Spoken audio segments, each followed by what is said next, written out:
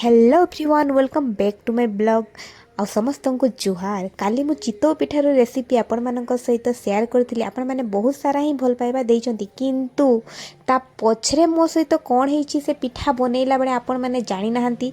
तो वीडियोटा को पूरा फुल देखंतु, जमारू स्किप करंतुनी।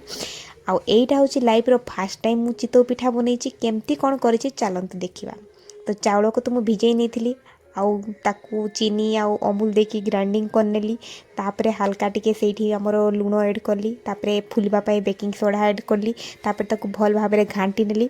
आउ एठी इंटरेस्टिंग कथा हला जे मु एडा को कोन कहा जाय जानि नै, किंतु आम भाषा रे ए पिठाडा को खपरा पिठा बोली करी कहा जाय। तो एटा रे बनैला बेलकु मोर पिठाटा भलो हैला नै। तापरे कोन करा जिवो ना मु कढ़ई रे ट्रायल कली टिके हल्का तेल देइकरी। आउ एपटे मु तावारे भी ट्रायल कली टिके हल्का तेल देइकरी।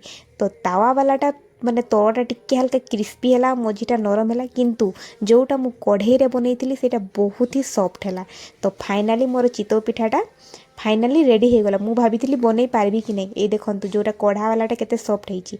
आ दया करी जो माने सब्सक्राइब करनाहांती मो चैनल को जल्दी जल्दी भाबरे सब्सक्राइब कर दियंतु।